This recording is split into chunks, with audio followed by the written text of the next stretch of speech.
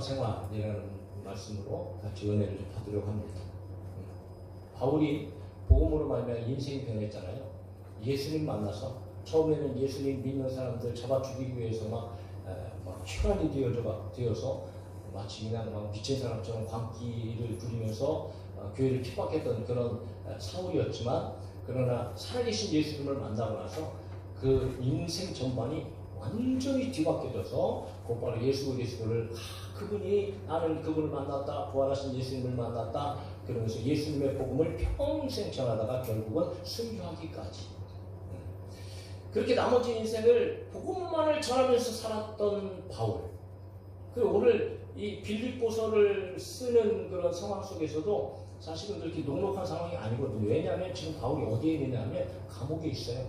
복음 전하다가 지금 감옥에 갇혔단 말이죠. 자, 그렇게 1차로 감옥에 갇힌 상태에서 복음서 4권을 기록하는데 바로 에베소서, 빌립보서, 그리고 골로새서, 그리고 빌레몬서, 이렇게 옥중에서도 복음 편지를 써서 교회들에게 복음을 전하고 어떻게 살아가야 할까라는 것들을 끊임없이 가르치면서 그렇게 살았던 그런 바울이었어요.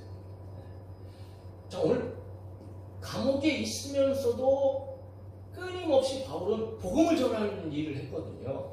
그래서 오늘 12절에 보면 이렇게 기록되어 있어요. 형제들아, 내가 당한 일이 도리어 복음 전파에 진전이 된 줄 너희가 알기 원하노라. 지금 나는 감옥에 있지만 오히려 감옥에 있으면서도 복음을 전했어요. 그런데 복음을 전할 때 거기서 이제 간수들이겠죠. 또 찾아오는 사람들일 거예요. 로마의 사람들일 겁니다. 복음을 전했는데 기가 막히게 그들이 복음을 받아들이고 그들이 복음으로 말미암아 구원받는 역사들이 일어난 거예요. 할렐루야. 여러분, 우리의 상황 속에서 어떤 상황 속에서도 저와 여러분들이 복음 전하는 사람들이 되어졌으면 좋겠고, 여러분 복음을 전하면 반드시 하나님께서 구원받는 사람들이 생기게 하시는 줄로 믿습니다. 그래서 이렇게 복음 전파를 통하여서 감옥에 있는데도 지금도 이 복음에 매이지 않고 계속해서 전해주고 있다. 그것을 너희가 좀 알기를 원한다 라고 그렇게 바울이 이야기하면서 끊임없이 복음을 전했던 바울이 오늘 빌립보 교회에게, 성도들에게 그들의 삶에 대해서 어떻게 살아야 할까라는 것을 오늘 본문에서 지금 이야기하고 있는데, 27절에서 말하는 것처럼 그런 거예요. 자, 보세요. 27절 우리가 오늘 읽었지만 오직 너희는 그리스도의 복음에 합당하게 생활하라, 이렇게 이야기를 하고 있는 거죠. 오직 너희는 그리스도의 복음에 합당하게 생활하라. 같이 한번 읽어봐요. 시작. 오직 너희는 그리스도의 복음에 합당하게 생활하라. 할렐루야. 맨 처음에 뭐라고 얘기해? 오직, only. 오직이라는 것은 무슨 말이에요? 한 가지, 단 하나밖에 없다. 그러니까 성도들의 삶의 방식은 하나라는 거야. 하나. 오직이에요. 오직 너희는 그리스도의 복음. 여러분, 예수 그리스도가 이 땅에 오셨다는 것은 복음이지요. 예수님께서는 복음이에요. 그리고 예수님의 십자가의 죽으심과 부활하심이 복음이지요. 왜냐하면 그 소식이 가장 기쁜 소식이기 때문에 그래요. 온 인류 가운데 가장 기쁜 소식, 그리스도 예수 구원자가 오셨다는 거지요. 그분께서 십자가를 지시고 우리의 죄를 위하여서 죽으셨다는 거예요. 그러므로 그분을 통하여서 구원의 길이 열어졌어요. 모든 사람은 죄인이었다고 얘기하잖아요. 성경에서 모든 사람이 죄를 범하였으면 하나님의 영광에 이르지 못하더니, 그러니까 죄인은 죄인이에요. 죄인이기 때문에 세상에서도 죄를 지면 형벌을 받아야 하는 것처럼 하나님 앞에서 죄인들은 형벌을 받아야 돼요. 그 형벌은 영원한 사망이에요. 그 사망은 무서운 사망이지요. 불도 꺼지지 않고 구더기도 죽지 않는 그곳에서 영원한 고통을 당해야 되는 그런 사망이에요. 그럼에도 불구하고 그런 사망에 처하지 않도록 예수 그리스도를 보내셔서 예수님을 십자가에 달려 죽게 하심으로 그것을 믿는 자들에게는 여러분 사망이 아닌 영원한 영생을 주시기 위하여서 하나님께서 예수님을 이 땅에 보내셨다. 그 예수님께서는 십자가에서 물과 피를 다 쏟으시고 자기의 목숨을 스스로 내어 주신 것으로 말미암아 오늘 그 예수님을 믿을 때 저희들이 구원을 받고 하나님의 자녀가 되어지고 지옥이 아니고 영원한 생명을 얻게 되어지는 줄 믿습니다. 그럼 우리 여러분 예수 그리스도의 십자가는 바로 복음이란 말이에요. 복음. 그러니까 오직 너희는 그리스도의 복음 안에서 살아라 이거예요. 자, 예수 그리스도의 복음이 얼마나 큰 은혜입니까? 감히 여러분 생각해 보세요. 그것을 크기로 우리가 어떻게 가늠할 수 있을까요? 어떻게 길이로 본다면 어느 정도의 길이만큼이라고 여러분들은 표현할 수 있나요? 그 넓이에 관하여서요. 과연 우리가 그 은혜를 갚을 수 있는 은혜일까요? 여러분, 1000분의 1, 10,000분의 1, 100만분의 1, 1000만분의 1도 우리는 그 은혜를 갚을 수 없어요.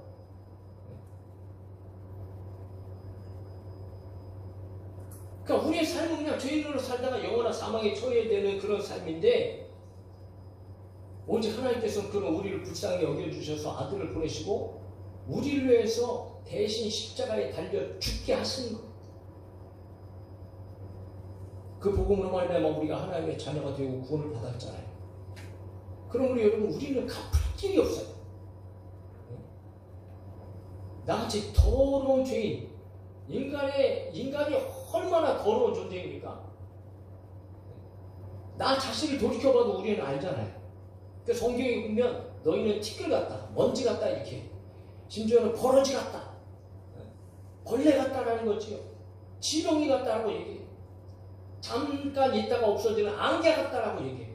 뭐 70년, 80년, 뭐 100년을 산다 그래도 지금까지 살아봤지만 눈 깜짝할 사이에 여러분 우리가 여기까지 왔잖아요.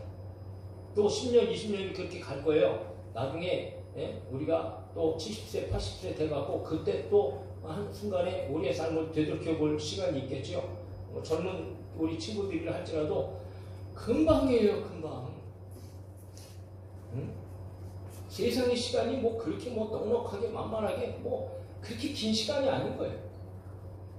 그런데 그 짧은 시간을 살면서도 우리는 늘 걱정하고 근심하고 도대체 앞날은 보이지 않고 깝깝하고 답답하고 앞에 현재 일어날 일들을 보면은 무슨 소망이 있어요? 그리고 우리가 살아가는 모습을 보더라도 늘 죄 가운데 그렇게 살아가고 있는 나 자신의 모습을 보게 되어지는, 그렇게 소망이 없는 저와 여러분들이 예수 그리스도를 통하여서 복음으로 말미암아 여러분 하나님께서 보시기에 보배로운 자들로 세워주셨고 존귀한 자들로 만들어주셨다는 거예요. 그러니까 우리가 받은 은혜는요, 이건 말할 수 없는 은혜인 거죠. 그래서 이런 은혜를 받은 사람들이 그러면 어떻게 살아가야 될까? 그래서 바울은 오직 너희는 그리스도의 복음에 합당하게 생활하라 이렇게 얘기하고 있는 거예요. 그러니까 그렇게 큰 은혜를 받은 저와 여러분들이 이제 은혜를 받은 자로서의 마땅한 삶을 살아야 되지 않겠나 이런 말이지요. 그래서 우리는 생활의 변화가 일어나야 된다. 원래 우리의 존재의 변화가 일어나서 예수 그리스도를 믿음으로 말미암아 우리는 존재가 변화되어졌어요. 새롭게 창조되어진 자가 되었어요. 그러므로 성경은 새로 피조물이라 이렇게 얘기하고 있습니다. 그렇게 새롭게 되어진 사람으로서 우리는 새로운 삶을 살아가는 게 당연한 일이라는 거죠. 그래서 오직 너희는 그리스도의 복음에 합당하게 생활하라. 합당하게라는 것 말은 적합하게, 일치하게라는 말. 생활하라는 것은 살라는 거지요. 우리의 삶의 모습을 행동을 하라는 거예요. 참여하라는 거예요. 그래서 성경은 이 표현을 다른 말로 이렇게 이야기합니다. 골로새서 1장 10절에 주께 합당하게 행하라. 그러니까 예수님께, 하나님께 합당하게 행하라 라고 얘기하라. 왜냐하면 그렇게 행하면 범사에 그분이 기쁘시게 하는 일이 되었다. 그리고 데살로니가서 2장 12절에도 이는 너희를 부르사 자기 나라의 영광에 이르게 하시는 하나님께 합당히 행하게 하려 합니다. 우리를 구원하신 것은 하나님 앞에 합당히 살게 하기 위해서 저희들을 구원해 주셨다는 거예요. 왜 이런 얘기를 하고 있냐면 당시 빌보 지역의 사람들이요, 그들은 시민권을 가지고 있어요. 빌보 지역은 이방 지역인데 그들은 시민권을 가지고 있다. 우리는 여러분 어디 나라 사람이죠? 대한민국이잖아요. 대한민국 시민이잖아요. 그러니까 빌보 지역의 사람들은요, 그들도 속한 그런 시민권을 가지고 있어요. 그들은 어떤 시민권을 가지고 있냐면 로마의 시민권을 가지고 있어요. 당시에 로마의 시민권을 가지고 있다는 것은요, 대단한 긍지입니다. 자부심입니다. 왜냐하면 로마가 전 세계를 통치하는 시대이기 때문에 그래요.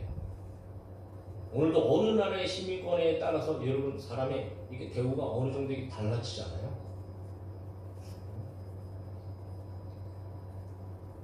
그러나 그들이 그렇게 대단한 로마의 시민권을 가지고 있는 사람이라 할지라도 그것보다도 더 탁월한 시민권을 가진 자로서 마땅한 삶을 살아가야 된다. 그러면서 오늘 예수 그리스도를 믿는 자들의 정체성을 바울이 뭐라고 얘기하냐면 빌립보 3장 20절에 같이 한번 읽어볼까요? 시작! 우리의 시민권은 하늘에 있는지라 거기로부터 구원하는 자 곧 주 예수 그리스도를 기다리는 이렇게 얘기합니다. 저와 여러분들은 어디 시민권자라고요? 하늘나라의 시민권자죠. 우리는 하나님의 백성이란 말이죠. 대한민국의 백성, 국민이기도 하지만 그러나 더 근본적으로는 우리는 예수 그리스도의 복음을 통하여서 하나님의 자녀가 되어졌고 하나님의 백성이 되어진 그런 거룩한 존재들이라는 것을 믿으시기를 주님의 이름으로 축복합니다. 그래서 우리는 하늘의 시민권자로서의 마땅한 삶, 올바른 삶을 살아내야 된다는 거죠. 그러면 그렇게 살지 못하면 어떤 결과가 일어나는가? 여러분, 헛된 삶이 되어집니다. 골로새 6장 1절에 우리가 하나님과 함께 일하는 자로서 너희를 권하노니 하나님의 은혜를 헛되이 받지 말라.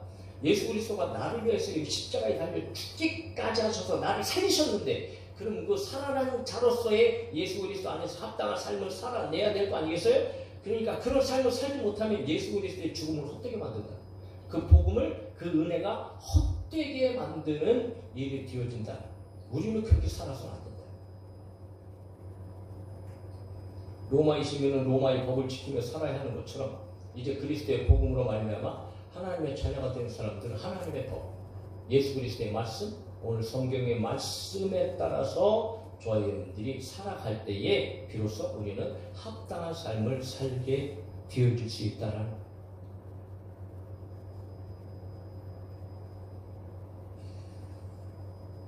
오늘 우리가 추석을 맞이했잖아요. 이번 주가 추석 주간이잖아요. 아마 교회를 다니는 많은 사람들도 많은 갈등을 이 갈등이 일어날 거예요. 추석이 가면 대부분 모여서 뭐 해요? 가족끼리 모이지만 또 거기에 중심에 제사라는 게 있잖아요. 제사. 그럼 오늘 믿음의 사람들이 하나님 예수 그리스도를 믿고 구원받은 하나님의 자녀들이 제사를 드릴 수 있는가? 없는가? 없어요. 없어. 제사 드리면 안 된다는 거지.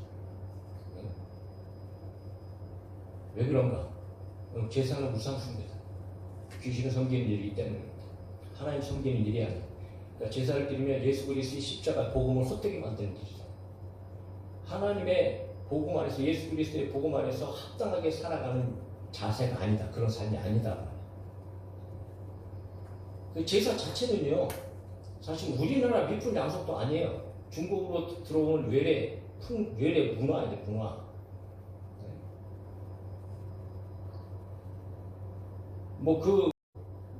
어디서부터 시작되었는지 그 근본을 파헤쳐 보면 중국에서부터 들어온. 처음에 제사는 죽은 사람한테 하는 게 아니었어요. 살아있는 조상,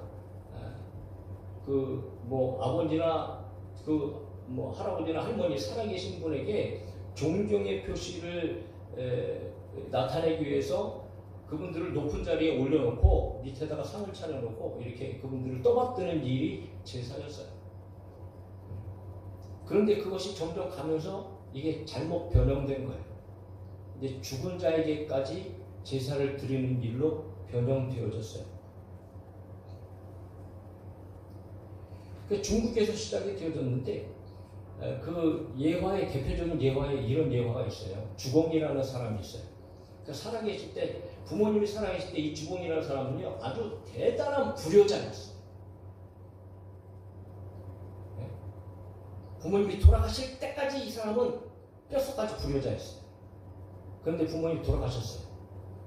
그 뒤 스스로 자기가 효자였다는 하겠다고 자기 자신을 탈바꿈하기 위하여서 어떤 방법을 쓰냐면 1년 동안 먹을 음식, 1년 동안 먹을 양식을 그 돌아가신 부모에게 제사를 드린 거니까 어마어마한 먹을거리를 싸놓고 엄청나게 화려하게 부모에게 제사를 드렸다. 그것이 조상 제사에 이 확산되어지게 되어지는 그런 원인이 되었습니다. 그러면서 이것이 이 조선 시대에 우리나라로 이제 영입되어지게 되어지는데 우리는 이제 유교라고 얘기를 하죠. 유교. 원래 우리나라에 들어왔을 때도 사실은 조상 제사라는 개념이 없었어요. 그런데 이게 언제 확산되느냐 하면 바로 조선의 건국 왕인 이성계에 의해서 조상 제사가 민간에게 널리 장려가 되고 확산되어지게 되었어요. 그러니까 왜 이런 조상 제사를 이성계가 이게 장려를 했느냐 하면 막 무력으로 여러분 나라를 장악하잖아요. 그러니까 백성들이 마음이 이 이성계에서 굉장히 막 불만이 있고 막 폭발할 막 지경이란 말이야. 그 민심을 달래기 위해서 방법을 썼는데 그것이 바로 제사란 제도였어요. 그러니까 이성계 옆에는 이 무학대사라고 하는 아주 지혜가가 있었어요. 이 지혜가가 이성계에게 이런 말을 합니다. 지금 이런 상황에서 백성들을 좀 누그러뜨리기 위해서는 이들에게 이 조선이란 나라가 이 효를 중시하기 때문에 이 효를 중요시 여기는 백성들에게 조상에게 부모에게 효도해라 제사를 드려라 라고 하는 것들을 장려하면 그러면 이 백성들이 이성계의 어떤 이런 정권을 옳게 여기지 않을까요? 하는 아이디어를 줬어요. 그리고 나서 이 이성계가 모든 백성들에게 너희는 부모에게 효를 다해라 라고 얘기하면서 막 제사를 막 권장하기 시작하고 그것이 막 온 백성 가운데 퍼져나가기 시작한 거예요. 그게 여러분 한국의 제사의 효시예요.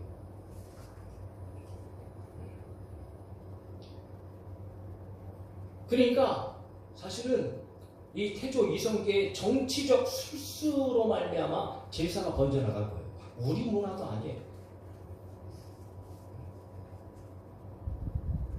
그리고 성경에서 보면 분명하게 고린도전서 10장에 바울이 이방인에게 죽은 자에게 제사하는 것은 귀신에게 제사하는 것이라 해서 마귀에게 제사하는 잘못된 그런 제사다는 것을 확실하게 하고 있어요. 그런데 오늘 믿음의 사람들이 그냥 한국 나도 어렸을 때 이렇게 제사를 드렸지만 나도 어렸을 때 그리고 아버님이 돌아가셨을 때부터 내가 제사를 거부해서 용감하게 중학교 2학년 때 그 어린 나이에 나 예수 믿어요 제사 안 드려요 우리 누님 저기 계시지만 아버님 돌아가셨을 때부터 나는 제사를 거부해서 제사 안 드려요. 그리고 내가 절을 안 했잖아. 나 혼자. 하나님께서 주신 은혜겠지만 여러분 우리가 정말 하나님 앞에 합당한 삶을 살아가는 것이 이렇게 생활 가운데 밀접하게 연관이 있다. 저희 여러분들이 예수 그리스도의 복음에 합당한 하나님의 자녀로서 이 세상에서 살아가기를 주님의 이름으로 축복합니다. 이거 굉장히 중요한 일이란 말이지. 그런데 오늘 바울이 제사의 이야기를 하는 것은 아니지만 제가 한 가지 예를 들은 거지만 복음에 합당한 생활을 얘기하면서 여러 가지를 얘기합니다. 겸손하게 살아라, 온유하게 살아라, 오래 참음의 삶을 살아라, 용납해라, 평안을 지켜라, 긍휼을 베풀어라, 자비한 삶을 살아라, 찬양하고 감사하고 등등의 많은 예들을 하고 있지만 오늘 본문을 통하여서 두 가지 오늘 본문을 통해서 또 다른 이야기 두 가지가 오늘 그리스도의 복음에 합당한 생활을 하는 것이라고 지금 이야기하고 있어요. 그것을 간단하게 한번 살펴보려고 해요. 뭘 얘기하느냐면 첫 번째입니다. 자, 같이 한번 읽어봅시다. 시작. 한 마음으로 서서 한 뜻으로 복음의 신앙을 위하여 협력하라 라는 말이에요. 교회는요 여러분 무엇보다도 한 마음이 되어져요. 한 뜻이 돼요. 교회는 무리들이 많잖아요. 교회는 사실은 건물이 교회가 아니고 예수 그리스도를 믿는 사람들의 모임이 교회라고. 이 무리들이 교회라고. 그 예수님께서 이 땅에 오신 것도 죄인인 우리들과 하나님과 화목하게 하시려고 이 땅에 오셨고 십자가를 지셨어요. 우리는 하나님과 원수였어요. 그런데 그 원수된 저와 여러분들을 예수 그리스도의 십자가로 하나님과 화목하게 하셨다. 하나님과 하나 되게끔 하셨다. 그러니까 예수님의 십자가는요, 화목의 십자가예요. 하나 되게 하시는 십자가란 말이지. 사랑의 십자가인 거예요. 그러므로 예수 그리스도의 십자가를 믿고 하나님의 자녀된 사람들은 당연하게 예수님의 그 마음을 품어서 저와 여러분들이 한 마음이 되어지고 한 뜻이 되어져서 서로 사랑하고 하나님의 일에 힘쓰고 애쓰는 자들이 되어져야 된단 말이죠. 그 하나 되어지는 것이 너무 중요한 거예요. 교회 안에서.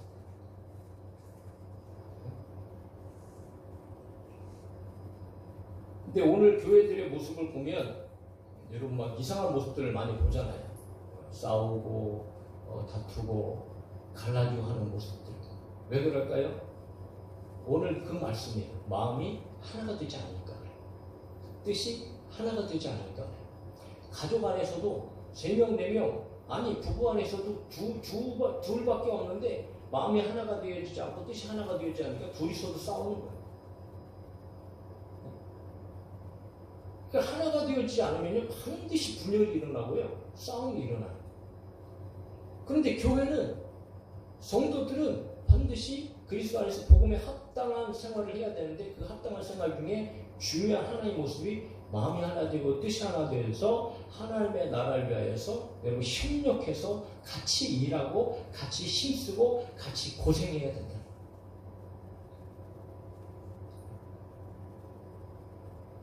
그것이 교회의 세상과는 다른 모습입니다.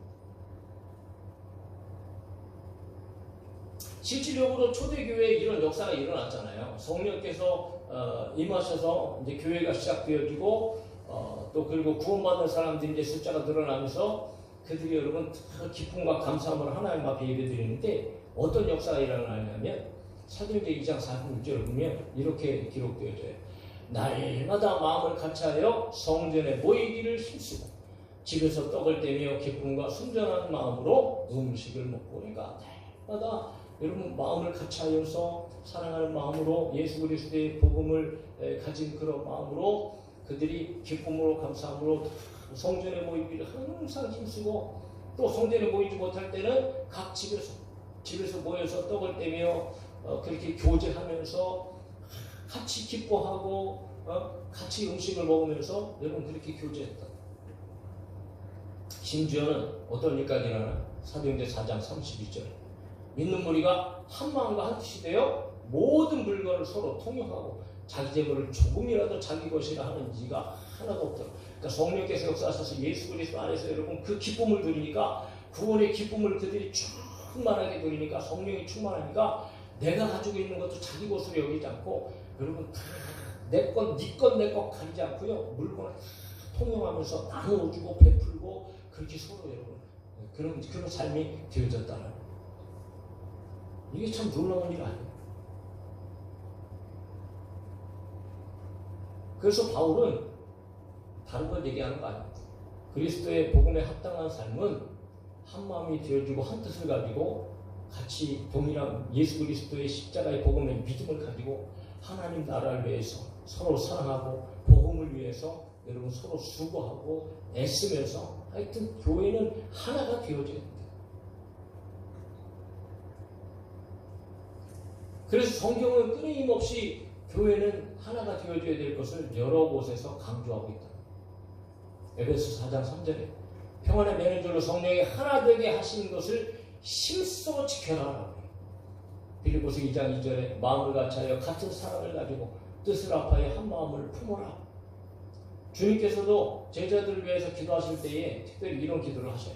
아버지여, 아버지께서 내 안에 내가 아버지 안에 있는 것 같이 그들도 다 하나가 되어 우리 안에 있게 하사 세상으로 아버지께서 나를 보내신 것을 믿게 하옵소서라는 기도를 하시거든요. 여러분, 저와 여러분들이 하나가 되어질 수 있기를 바랍니다. 같은 마음을 가지고요. 예수 그리스도의 복음, 한 성령, 우리 안에는 동일한 성령께서 거하시고 우리 주님께서 우리 오직 저와 여러분들 주인 오직 한 분 예수님이시죠.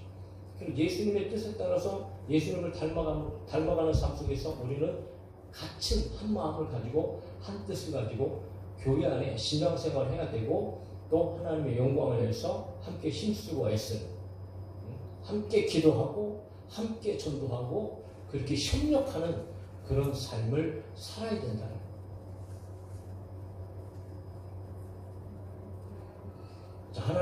하나님의 자녀로서의 합당한 생활을 정말 하나가 되어져서 저와 여러분들이 우리 교회가 앞으로도 계속적으로 여러분들이 하나된 교회로 사랑으로 충만하고 말씀으로 충만하고 섬김으로 충만하고 그렇게 전도로 충만하고 기도로 충만한 그런 교회가 되어질 수 있기를 주님의 이름으로 축복합니다.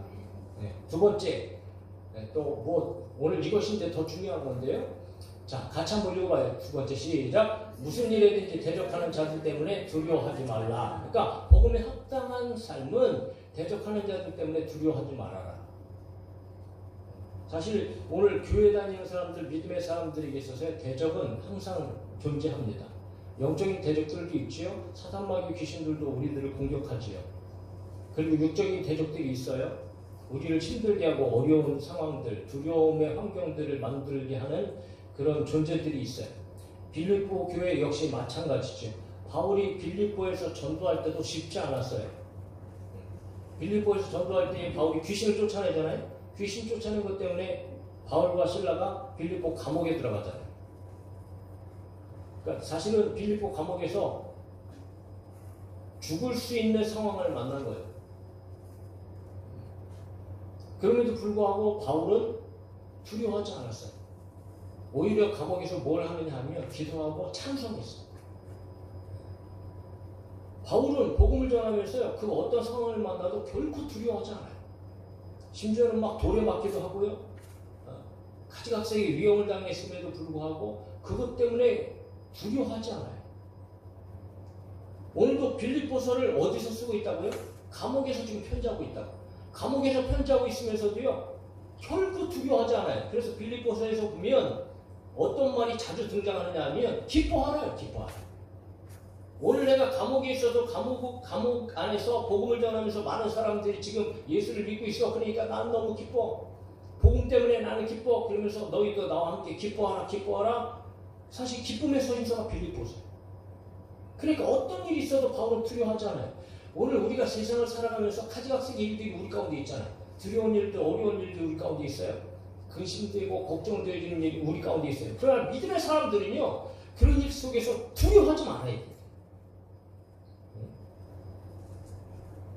그러니까 사실은 지금 빌립보 교인들이 바울을 통해서 그런 일들을 보고 있어요. 그래서 30절에 뭐라고 얘기해요? 너희에게도 그와 같은 싸움이 있으니 너희가 내 안에서 본 바요 이제도 내 안에서 듣는 바니라.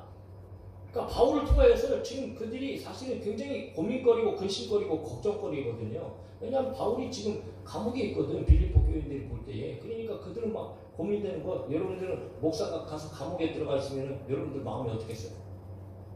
불안하고 힘들고 어려울 거 아니에요? 안 그럴까? 여러분들이 사실 힘들고 어려운 상황 가운데 있으면 목사도 사실 좀 불안하고 힘들고 어려운 그런 마음들이 생길 거 아니냐 말이지. 그럼에도 불구하고 바울은 너희가 지금 보고 있지 않느냐? 상황은 이래. 그럼에도 불구하고 그리스도 복음 안에 있는 자들은 뭐 하지 말라? 두려워하지 말라. 두려워하지 말라. 여러분, 사람들 때문에 어떤 일들 때문에 저와 여러분들이 여러분 두려워하지 마세요. 예수님 안에 있는 사람들은요, 두려워하는 자들이 아니에요. 왜냐하면 전능하신 하나님 우리와 함께 계시잖아요. 우리가 여러 가지 상황들, 어려운 일들을 만나도 저와 여러분들에게 결국은 우리를 정해진 거예요. 저와 여러분들이 갈 곳은 천국이고요. 삶을 살아가면서 우리에게는 반드시 승리가 주어지기 때문에. 그 예수님께서도 그걸 알기 때문에 스스로 십자가까지 지시잖아요. 고난을 받으시는 거예요. 고난을 두려워하지 않는 거예요. 그래서 마태복음에서 이런 말씀을 하세요. 이때로부터 예수 그리스도가 자기가 예루살렘에 올라가 장로들과 대제사장들과 서기관들에게 많은 고난을 받고 죽임을 당하고 제3일 살아나야 할 것을 제자들에게 비로소 나타내시니 나 조금 있으면 죽는다. 누가 이런 말을 할 수 있어요? 얼마나 두려울까요? 얼마나 무서울까요? 예수님께서는 여러분 두렵고 무서운 말로 지금 이런 말씀을 하시는 것이 아니에요. 네? 그러면서 세상 예수님을 믿는 사람들이 세상으로부터 고난을 받고 대적자들이 있어서 미움을 받는 것은 당연한 일이다 그렇게 말씀하세요. 세상이 너희를 미워하면 너희보다 먼저 나를 미워한 줄을 알라. 너희가 세상에 속하 있으면 세상이 자기의 것을 사랑할 것이나 너희는 세상에 속한 자가 아니요 도리어 내가 너희를 사랑해서 세상에서 택하였기 때문에 세상이 너희를 미워하느니라. 여러분 예수 믿는 사람들 세상이 미워해요. 요즘에 텔레비들 보시나요?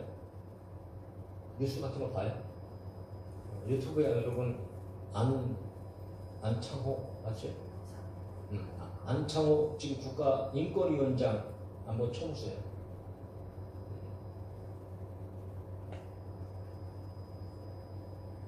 참 여러분 예수를 믿어도 하나님의 자녀답게 살아가지 못하는 사람, 오히려 예수를 믿는데도 예수 믿는 사람을 대적하고 박해하고 핍박하는 그런 존재들이 세상에 얼마나 많아요. 아니 신학했다는 사람이 목사의 아들이라는 사람이 예수 믿는 사람을 핍박하고 있어요. 창조를 말하고 이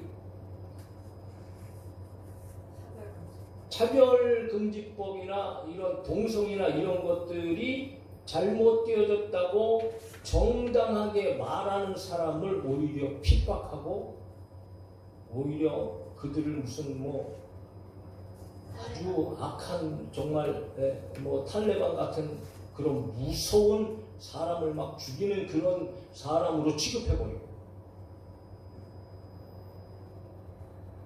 그냥 정치 안에서 다른 사람들하고 다 똑같은 생각을 가지고 왜냐하면 그렇지 않으면 자기들이 정치 인생이 힘들기 때문에 그냥 세상의 방법을 그대로 가지고 오히려 그렇게 이야기하는 믿음의 사람들을 핍박하고 하는 사람들이 많단 말이죠. 얼마나 두렵겠어요. 그럼에도 불구하고 여러분 얼마나 담대한지 몰라요. 이 안창호라는 인권위원장 분께서 아주 담대합니다. 전혀 두려워하지 않아요. 야, 나는 여태까지 살아가면서 정치인 가운데 그렇게 멋있는 분을 처음 제가 뵀어요. 심지어 어떨 때는 장로님이 대통령 되고 지금 국회의원들 가운데 예수 믿는 사람들 많아요. 집사들도 많고요. 장로들도 있다고. 근데 그 누구 하나 그런 말을 하거나 그런 태도를 보이는 사람이 한 사람도 없었어요. 참으로 대단한 분이 정말 너무 아름다워요. 그분을 통해서 하나님께서 하실 일이 기대가 되겠죠. 그런 사람들이 여러분 나와야 되는 거예요. 우리 학생들 중에서, 우리 젊은 사람 중에서 그런 사람이 정치를 해야 돼요. 정치를 해야 여러분 이 나라가 바르게 갈 수 있어요. 안전하게 갈 수 있다. 너무 중요한 일인 거예요. 정말 하나님 앞에서 두려움이 없어요. 왜냐하면 여러분 예수 믿는 사람들에게는요 당연한 일이에요. 로마서 8장 17절 자녀에게 또한 상속자 곧 하나님의 상속자요 그리스도와 함께 한 상속자니 우리가 그와 함께 영광을 받기 위하여 고난도 함께 받아야 할 것이니라. 데살로니가서 1장 5절에 이는 하나님의 공의로운 심판의 표요 너희로 하여금 하나님의 나라에 합당한 자를 여김을 받게 하려 함이니 그 나라를 위하여 너희가 또한 고난을 받느니라 이렇게 되어 있단 말이죠. 오늘 본문에서도 바울이 얘기하잖아요. 29절 같이 읽어요. 시작. 그리스도를 위하여 너희에게 은혜를 주신 것은 다만 그를 믿을 뿐 아니라 또한 그를 위하여 고난도 받게 하려 하심이라. 그러니까 예수 믿는 사람들이 고난이 있어요. 대적자들이 있다고요. 믿음으로 살려고 하면은요 더 많아요. 그런 사람들이. 네? 그렇다고 해서 믿음의 사람들이 무슨 두려워하고 무서워해야 하는가? 그렇지 않다. 왜냐하면 우리는 하나님의 자녀이기 때문에 하나님께서 책임져 주세요. 하나님께서 승리하게 하십니다. 하나님께서 도와주시고요. 그 영광을 위하여 살아가는 것이 마땅한 삶이 결국은 승리가 우리에게 주어진다. 생각 가운데 현재 권한은 장차 우리에게 나타날 영광과 비교할 수 없다 말씀하셨습니다. 그래서 예수님께서도 우리에게 그런 말씀하시는 거예요. 너희들이 십자가를 지고 나를 쫓아오라고. 왜냐하면 십자가를 지는 것이 고통스럽고 어려운 일이지만 십자가를 질 때의 승리가 있고 십자가를 지는 자들이 하나님의 자녀로서의 삶을 살아가는 것이기 때문에 그렇다. 자, 왜 이렇게 살아가야 될까? 왜 하나님의 복음에 합당한 삶을 우리가 같이 정말 마음 같이 하나가 되어서 협력하고 아무리 두려운 자들이 있다 할지라도 두려워하지 말면서 하나님의 복음에 합당하게 살아가야 이유가 무엇인가? 여러분 중요하게 생각해야 돼요. 그렇게 살아가야 될 이유예요. 28절 보세요. 같이 읽어요. 시작. 이것이 그들에게는 멸망의 증거요 너희에게는 구원의 증거니 이는 하나님께로부터 난 것이라. 그러니까 우리의 대적자들은요, 믿음의 사람들을 대적한다는 것은 무슨 증거가 되어 있어요? 멸망의 증거예요. 그들은 멸망당하는 자들이라는 것이 증거란 말이에요. 그러나 여러분 대적하는 자들 때문에 두려워하지 않는 것은 오늘 구원의 증거다. 우리가 하나님을 믿음으로 말미암아 구원받은 사람들의 들이라는 것을 증거하게 되어지는 삶의 모습이다. 그러면 우리는 반드시 그런 삶을 살아내야 된다.